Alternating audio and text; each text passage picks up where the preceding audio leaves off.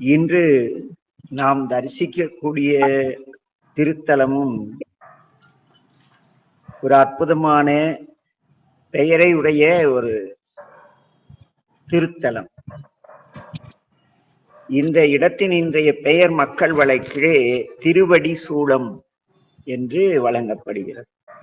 திருவடி சூலம். ஆனால் இதனுடைய தேவார திருப்பெயர் திரு இடைச்சுரம். திரு இடைச்சுரம் என்பது நாங்கள் சென்ற பொழுது கோயில் பாழடைந்து கருவறை மட்டும்தான் இருந்தது. உள்ள பெரும்பாலும் சிதிலமடைந்திருந்தது. அந்த நேரத்திலே பல அன்பரிடம் கூறி திருப்பணிகள் தொடங்கி வைத்து வந்தோம்.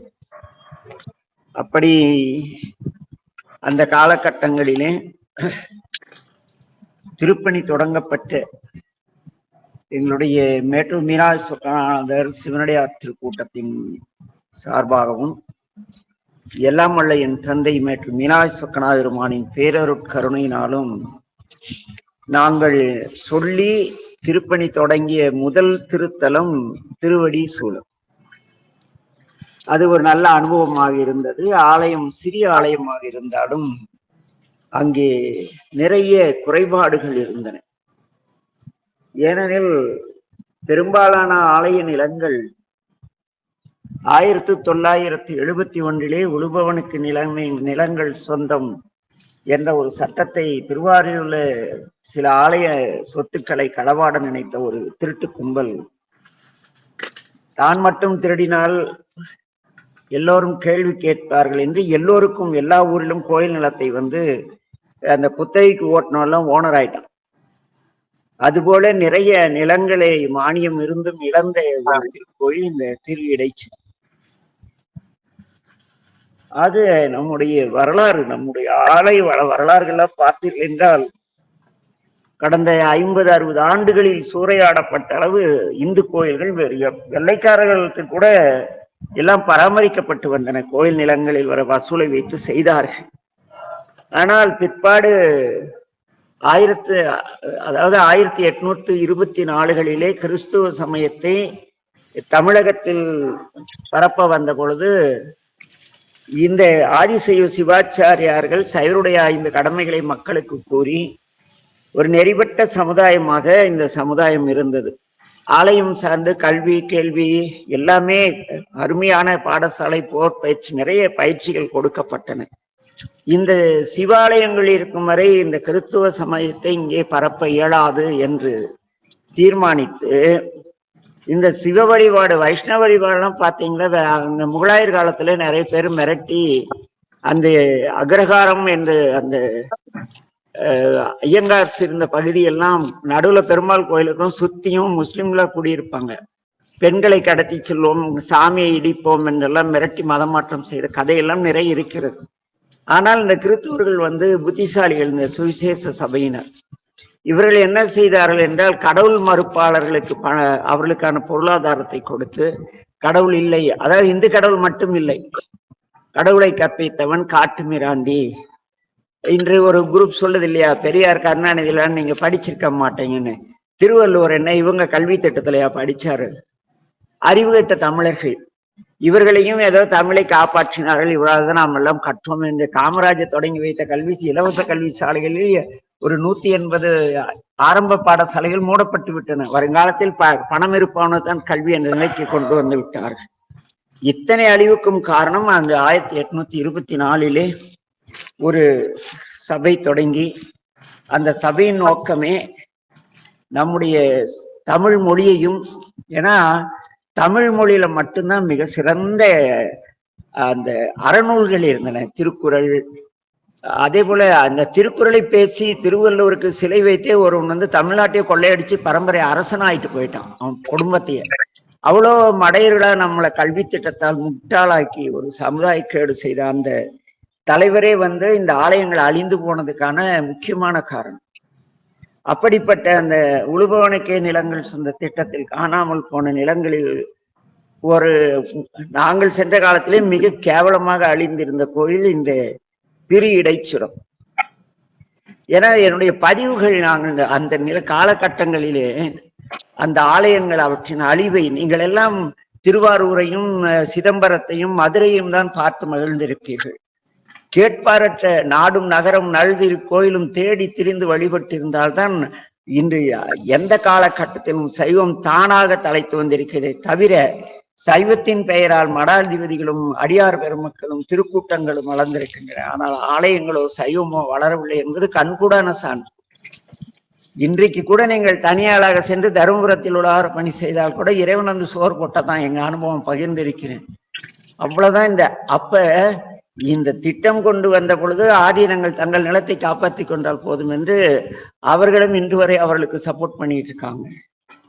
அப்படி அழிந்து போன ஆலயங்களில் நாங்கள் பார்த்து இரத்த கண்ணீர் வடித்த ஒரு சிவாலயம் இந்த திரு இடைச்சலம். மக்கள் வழக்கிலே இவ்வூர் திரு அடிசூலம் என்று வழங்கப்படுகிறது. இவ்வூர் செங்கற்பட்டு மாவட்டம் திருப்போரூர் பேருந்து சாலையிலே உள்ளது. செங்கற்பட்டிலிருந்து திருப்போரூர் செல்லும் பேருந்தில் ஏறி திருவடி சூலம் சாலை நிறுத்தத்தில் இறங்கி 1 கிலோமீட்டர் சென்றால் இந்த திருவடி சூலம் ஊரை அடையலாம். அதே போல செங்கற்பட்டு திரு கழுக்குன்றம் பாதையில் சென்றால் இடப்புறமாக திருப்போரூர் செல்லும் பாதை பிரிகிறது. இப்பிரிவு பாதையிலே திருப்போரூர் நோக்கி 3 கிலோமீட்டர் செல்ல வேண்டும். நாங்கள் சென்ற பொழுது நடந்து பஸ், டவுன் பஸ் எல்லாம் கிடையாது. ஏதோ ஒரு அபூர்வமா சில பேர் தனியார் பேருந்து வரும். ஆனால் கார் இருந்தால் செல்லலாம், தடம் இருக்கிறது. அப்படி திருவடி சூலம் அந்த இடம் வரும். ஊர்கோடியில் கோயில் உள்ளது.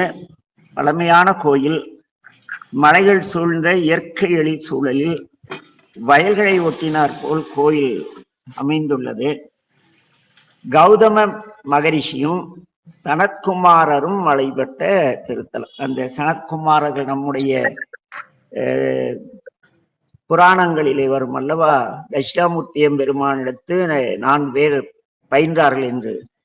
அவர்கள் சனகர் சனத்குமாரர் என்று வரும். அதில் சனத்குமாரரும் கௌதம மகரிஷியும் வழிபட்ட திருத்தலம் இந்த திருவடி சூலம். அம்பாள் இங்கு பசுவடிவில் வந்து பால் சொரிந்து இறைவனை வழிபட்ட திருத்தலம். நாங்கள் சென்ற பொழுது அந்த ஊர் சிறிய கிராமமாக இருந்தது. பழமையான கருங்கல் கட்டமைப்புடைய திருக்கோயில். ராஜகோபுரம் இல்லை. அன்பர்கள் எல்லாம் கோயிலை புதுப்பிக்க முயற்சி செய்து கொண்டு இருக்கிறோம் என்றார்கள். கோயில் முகப்பு வாயிலுக்கு முன்னால் இடப்பால் வரசித்தி விநாயகர் சன்னதி உள்ளது. வலப்பால் குளம் உள்ளது. படித்துறைகள் செம்மையாக எல்லாம் சிதிலமடைந்து கிடந்தன. தாமரை குளம். முகப்பு வாயில் தெற்கு நோக்கி இருக்கிறது. வாயிலில் நுழைந்து வலப்பிரகாரம் சுற்றி வந்தால் சாமியுடைய பேர் பிரம்மாண்டேஸ்வரர். பேர் எங்கேயும் அந்த பேர்ல ஒரு திருமேனியை நாங்கள் தரிசித்ததில்லை. அவர் பிரம்மாண்டவர் என்று அப்படி சொல்றோம். பிரம்மாண்டமான அப்படி அங்கே சுற்றி வந்தால் பிரம்மாண்டேஸ்வர சன்னதியும் அதை அடுத்து பிரம்மாண்டேஸ்வரி சன்னதியும் தனித்தனியே உள்ளன.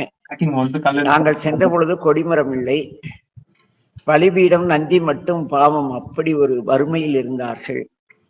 பக்கத்தில் வில்வமரம். அப்படியே அந்த குளத்திலே தண்ணீர் முண்டு அந்த மரத்திற்கு ஆசை தீர நாங்கள் 2-3 பேர் சென்றிருந்தோம். 3 பேர் சென்றிருந்தோம். எல்லோரும் ஆளுக்கு ஒரு 4 பக்கெட் தண்ணி முண்டு அந்த மரத்துக்கு ஊத்தணும். அந்த மரம் அப்படியே இலையெல்லாம் வாடி அப்படி இருந்தது. தண்ணீர் ஊற்றி அப்பா என்று ஒரு மனநிறைவோடு அப்படியே உள்ளே நுழைந்து வலம் வருகிறோம். அங்கே 4 இருக்கிறார்கள்.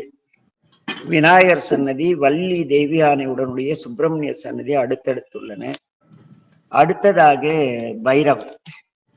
கருவறை அகழி அமைப்புடையது. அந்த காலத்தில் மிக சிறப்பாக அந்த கற்கோயிலை அமைத்திருக்கிறார்கள். மூலவர் சந்நிதிக்கு இருபுறமும் விநாயகரும் முருகப்பெருமானும் காட்சியளிக்கிறார்கள். உள்ளே நுழைந்ததும் கருவறையில் நேரே அம்பாள் தெற்கு நோக்கி நம்மை பார்த்து, ஆகா வாருங்கள் குழந்தைகளே, எங்களை யாராவது நீங்களாவது வந்தீர்களே எங்களை தேடி என்று ஏங்குவது போல அந்த அம்பிகை முகத்திலே ஒரு அப்பா நம்மளை பார்க்க சில ஆட்கள் வந்திருக்காங்கன்னா என்னை தேடி அன்பர்கள் யாரும் வரமாட்டாங்க, எல்லாம் உயிர்க்குயிரா பழகுவாங்க. சொக்கரையா அப்படிம்பாங்க. ஆனா மேட்டரே வருவாங்க, என்னை பார்க்க வரமாட்டாங்க. அப்படி இருந்தும் சிலர் யாராவது வந்துட்டா, அப்பா என்ன பார்க்க வந்துட்டீங்களா அப்படின்னு ஒரு ஏக்கம் கலந்த ஒரு மகிழ்ச்சி. அப்படி அம்பிகை அங்க இருப்பா. ஏன்னா அவளை பார்த்ததுமே அம்பிகை அப்பா நம்மளையும் பார்க்க 2 பிள்ளைங்க வந்திருக்காங்க. அப்படி அம்பிகை காட்சி தந்தால் எங்களுக்கு. ஒரு பழைய இத்து போன ஒரு பழைய ரேஷன் கடையில சிகப்பு புடவை தருவாங்க, அதை கட்டிட்டு இருந்தாங்க. அப்புறம் அப்படியே அன்பரிடம் கேட்டு நல்ல ஆடையெல்லாம் எடுத்து அந்த அர்ச்சகர் அனுமதியோடு சாமிக்கு அபிஷேகம், அம்பாளுக்கு அபிஷேகமும் செய்து புத்தாடைகள் அணிவித்து வழிபட்டு வந்தோம். அம்பாள் மிக அழகி. சாமி மூலவர் சுயம்பு மூர்த்தி மரகதலிங்கம், பச்சைக்கல் திருமேனி. ஆமா, நாங்கள் அந்த பகுதி மக்களும் சொல்லுவோம், எவ்வளவு திருட்டு பயில தெரிஞ்சா அருமையா உடைச்சி எடுத்துட்டு போய் நல்ல விலைக்கு வித்துருவாங்க, பாதுகாப்பா வச்சுக்கப்பான்ட்டு அந்த திருமேனியின் சிறப்பை எல்லாம் சொல்லி வந்தோம். என்ன அந்த அளவுக்கு பராமரிப்பு இல்லாமல் இருந்தது கோயில்.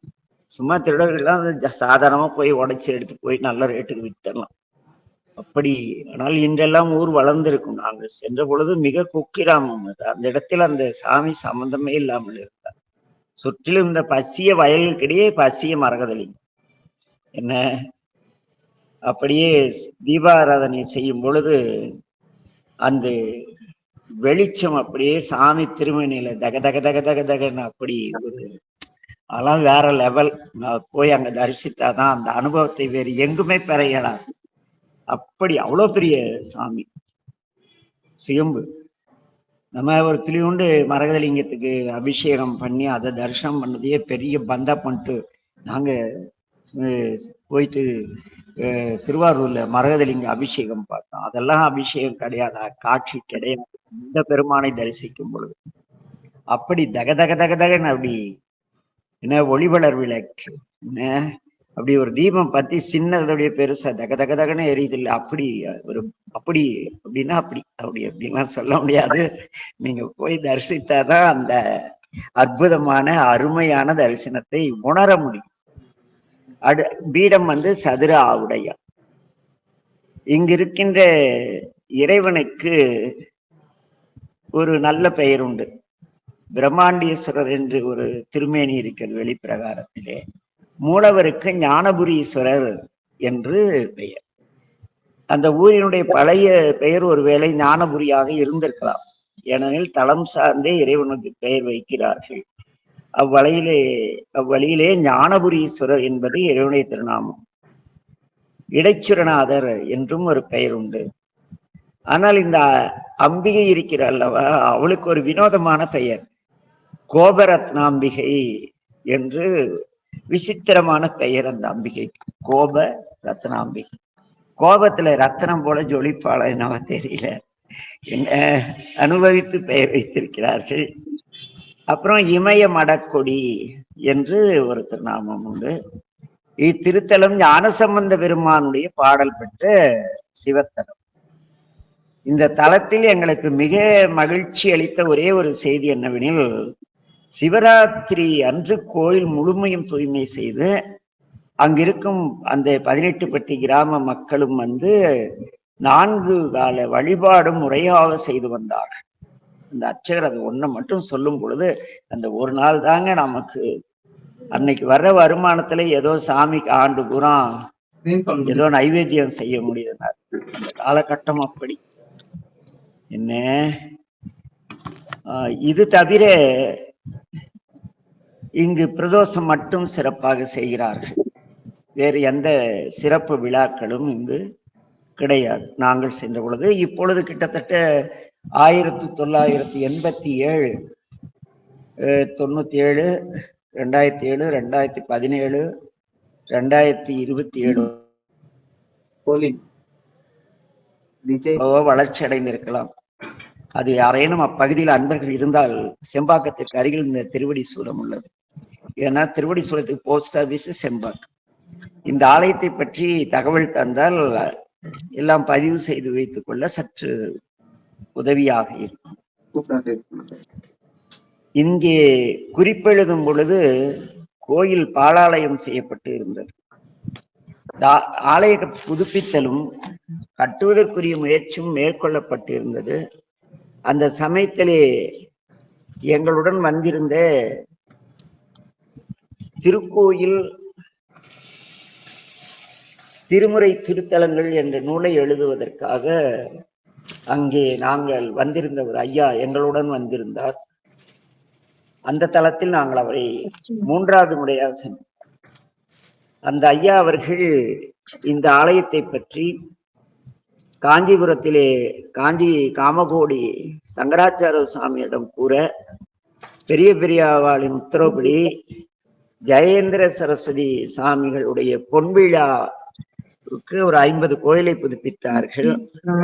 அதிலே இந்த கோயிலும் சேர்ப்பிக்கப்பட்டு திருப்பணி தொடங்கப்பட்டதாக பிற்பாடு தகவல் வந்தது. ஆக இன்று சாமி நலமுடன் செழிப்பாக இருப்பார் என்று நம்புகிறேன். இங்கே சாமியுடைய அழகை மிகவும் புகழ்ந்து பாடுவார் ஞானசம்பந்தர். காணமும் சுடலையும் கற்படு நிலனும் காதலர் தீதிலர் கணன் மழுவாளர், காணமும் சுடலையும் கற்படு நிலனும் காதலர் தீதிலர் கணன் மழுவாளர், வானமும் நிலைமையும் இருமையும் ஆயினார வணங்கவும் இணங்கவும் வாழ்த்தவும் படுவார், நாணம் புகையொளி விரையொடு கமழே நளிர் பொழில் இளமஞ்சை மன்னிய பாங்கர், ஏனமும் பிணையலும் எழில் திகழ் சாரல் இறைச்சுரம் மேவிய இவர் வனம் என்னே. 10 பாடல் வேற லெவல். இப்படி சிறப்பா பாடல்களும் ஆடல்களும் நிறைந்து பசுமை, இப்படி தீதில்லாதவர்கள் அன்பு மிக்கவர்கள் இப்படியெல்லாம் இருக்கின்ற இந்த மக்கள் அப்ப அப்படியெல்லாம் இருந்திருப்பாங்க போல இருக்கு ஞானசம்பந்த பெருமான் சென்ற பொழுது. அப்படிப்பட்ட இந்த வயல் சூழ்ந்த ஏனமும் பிணையலும் எழில் நிகழ் சாரல் இடைச்சிறம் மேவிய இவருடைய அழகுதான் என்ன ஒரு அழகு. அப்படி சாமி பதிகம் முழுவதிலுமே மரகதலிங்கத்தின் அழகை பற்றி புகழ்ந்து பாடுவார் நம்முடைய ஞானசம்பந்த பெருமான். தளத்திற்கு செல்ல இயலவில்லை எனினும் இந்த திருவடி சூலம் என்ற இந்த திரு இடைச்சிறம் தேவாரத்தையாவது படித்து ஒரு மனக்கண்ணிலாவது அந்த இறைவனை வழிபட ஒவ்வொருவரும் முயற்சிக்க வேண்டும். ஏனெனில் நாம் வேடத்தால் செய்வர்கள், உள்ளத்தால் கூட செய்வர்கள். நீங்க உங்களையெல்லாம் சொல்லவில்லை, என் போன்றவர்கள் வேடத்தால் செய்வர்கள், பேசுவோம் என்று செயலில் ஒன்றும் இருக்காது. என்ன, யாரையும் 4 பேரை அழைத்து செல்ல மாட்டோம், காட்ட மாட்டோம், இதை பாருங்கள். ஏனெனில் அது தொழில் கிடையாது. என்ன, சைவராக வாழும் பொழுது நீங்கள் உங்கள் உழைப்பினாலே வாழ்ந்த பணத்தை கொண்டு நீங்களும் உங்கள் குடும்பத்தாரும் வழியாளாய் மனம் செய் குடி பிறந்த அடியார்களாய் உங்கள் சந்ததிகளை உருவாக்குவது உங்களுடைய கடமை. என் பிள்ளைக்கு திருநீர் வைக்க பையன் கூச்சப்படானா நீங்க சிவனை கும்பிட்டு வேஸ்ட், நீங்க சைவர்னு சொல்லாதீங்க, அடியார்னு சொல்லாதீங்க. வெளியே அசிங்கம் சாமிக்கு, உங்களுக்கு இல்லை, உங்களுக்கு பெருமைதான். ஆக என் பிள்ளை திருநீர் அணிய மாட்டான், அணிந்து கொள்ள கூச்சப்படுகிறார் என்றால் நம்முடைய பக்தியில் குற்றம் இருக்கிறது. பிள்ளை திருடன் என்றால் தந்தை இடத்து குற்றம் என்பார்கள். அதுபோல நம் வழிபாடு அந்த அந்தாதியிலே பேசுவார். என்ன என்று பேசுவார் என்றால், தவறாத சந்தானமும் என்ன, கலையாத கல்வி, குறையாத வயது, ஒரு கபடு வாராத நட்பு, கன்றாத வளமை, குன்றாத இளமை, கழுப்பிணியில்லாத உடல், சளியாத மனம், அன்பகலாத மனைவி, தவறாத சந்தானம். அந்த தவறாத சந்தானம் என்பது உடல் புறவேடத்திற்கல்ல, மனத்தினால் நாம் எப்படி வாழ்கிறோமோ அதற்கு. நீங்கள் அறவழி மனத்தினால் இருந்து சாப்பிட்றப்ப வாசல அம்மா பசிக்குதுன்னு உடனே நீங்க சாப்பிட்ற சாப்பாட்டை அப்படியே எடுத்து கொடுத்தீங்களா, நீங்க மிக சிறந்த சைவர். சரி, இது ஏன் சாப்பிட்ட சோறை கொடுக்கணும் அப்படின்னு யோசிச்சு புது சோறு கொண்டு போய் கொடுத்தா சைவர். சரி இருங்க சாப்பிட்டு தரோம் அப்படின்னு மிச்சம் மீதியை கொடுத்தா நம்ம சாதாரண மனிதனை விட கீழான ஒரு பிறகு. என்ன, ஆக இங்கு சைவம் என்பது என்னவெனில், பசித்தோர் முகம் பார் என்று, பசித்தோர் யாராவது வருவார்களா என்று பார்த்து அவர்களுக்கு உணவளித்து தான் உண்டவர்கள் செய்வார்கள். அப்படி நாம் இருந்தால் நம் பிள்ளைகளுக்கு திருநீரணியும் யோகிதையை இறைவன் தந்திருப்பார். அப்படி நாம் வாழவில்லை என்றால் அதற்கு விளக்கம் கூற தேவையில்லை. ஆசைய அன்பின் உறவுகளே, ஏனெனில் யாரோ ஒரு தலைமுறையிலே எங்கோ ஒரு தவறு செய்தது என்று, கடந்த தலைமுறையில் செய்த தவறு என்று தமிழ் கற்பிக்க ஆள் கிடையாது. தமிழ் திருமுறைகள் ஆங்கிலத்தில் மொழிபெயர்க்கப்பட்டு வாசிக்கப்படுகின்றன. ஒரே ஒரு போன தலைமுறை அப்பாக்கள் செய்த தவறு என்ன? தவறான ஆட்சியாளர், தவறான பெற்றோர். இன்றிருக்கும் பெற்றோர்கள் எல்லாம் பிச்சைக்காரர்கள், கையேந்துறாங்க. தனி மனிதன் 1 ரூபா கேட்டா பிச்சை, 1000 ரூபாய்க்கு எப்படா போடுவான்னா அது தர்மமான, அது பிச்சை இல்லையான்னு. ஏற்பது இகழ்ச்சி என்று சைவர்கள், நம்ம தமிழ் சைவனுக்கு கொடுத்துத்தான் பழக்கம், வாங்கி பழக்கம் கிடையாது. தமிழனுடைய மரபு, தமிழர் தான், தமிழ் தான் சொல்லிச்சு ஏற்பது இகழ்ச்சி என்ன. ஆக என் அன்பின் உறவுகளை, ஏற்பதை நம்மை பிச்சைக்காரர்கள் ஆக்கியவெல்லாம் அரசு பதவியிலே அமர வைத்தால் நம்முடைய பிள்ளைகள் எங்கே சைவ மார்க்கத்திற்கு வருவார்கள் என்ன. ஆக ஏனெனில் சில ஆலயங்களுக்கு சென்று அந்த ஆலயங்களை ஒரு பிளாஷ்பேக்ல அப்படியே உள்ள போய் பார்க்கும் பொழுது, ஐயோ கடவுளே அப்படின்னு ஒரு மனசுல ஒரு கோபம், ஒரு ஆற்றாமை. எப்படிப்பட்ட ஆலயம்! ஞானசம்பந்தர் இந்த இறைவன் திருமேனியை பார்த்து லைத்து லைத்து லைத்து 10 பதிகம் பாடியிருக்கார். இன்னைக்கு இந்த சாமியை நாங்க போனதும் அந்த அர்ச்சகர் அப்படியே முகம் வளர்ந்து ஒரு தட்டுல அப்பெல்லாம் ஒரு 20 ரூபா தட்டுல போட்டா பெரிய சமாச்சாரம். யாராவது தட்டுல ஒரு 50 போட்டா நீங்க ஈரோடான்னு கேட்பாங்க. எல்லாம் எங்க அடுரையா சொல்லுவார், எங்கேயாவது வழிபாடு இல்லாத ஏதோ ஒரு நாள் மக்கள் வர கோயில் போனீங்கன்னா ஒரு 50 ரூபா போடுறா, நீ கடவுள்டா, அவனுக்கு பாவண்டா, அந்த குடும்பம் அன்னைக்கு ஒரு நாள் நல்லா சாப்பிடும்பாங்க. அப்படி வறுமை சிவாச்சார குடும்பங்கள் இருந்தது. நாங்கள் எல்லாம் கண்ணால் கண்டிருக்கோம். இன்றும் பல பாடல் பெற்ற தலங்களிலே அந்த அர்ச்சகருக்கு நீங்க ஒரு 50 ரூபா போட்டீங்களா, ஈரோடாம்பார்.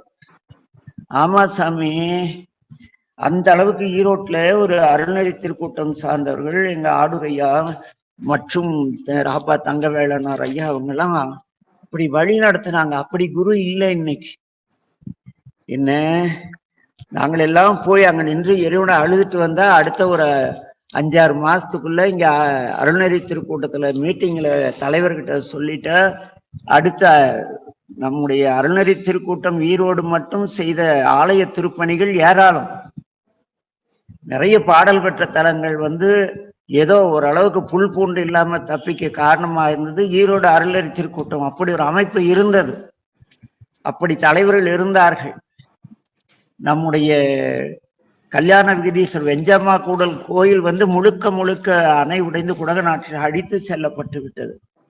ஈரோட்டிலிருந்து அருள்நெறி திருக்கூட்ட அன்பர்கள் எல்லாம் சென்று, எங்கள் ஐயா ஒருவர் வழிகாட்டி இருப்பார், முனுசாமி என்று. அவர் ஈரோட்ல மிகப்பெரிய இரும்பு வியாபாரி, நல்ல பெரும் செல்வந்தர். ஆனா அவர் பார்த்தா அப்படி தெரியாது, அவ்வளவு எளிமையா இருப்பாங்க, அவ்வளவு அமைதி முகத்துல. இன்னொருத்தர் அழகப்பண்ணன், நான் போயிட்டு திருப்பணிக்காக ஆலயம் எங்க இருந்ததுன்னா அந்த இடத்த தேடுறதுக்கு எல்லாம் சுத்தம் பண்ணிட்டு திருப்பணி தொடங்கி வேலை நடக்குள்ள ஒரு முறை பணி செய்யறதுக்காக போயிருந்தோம்.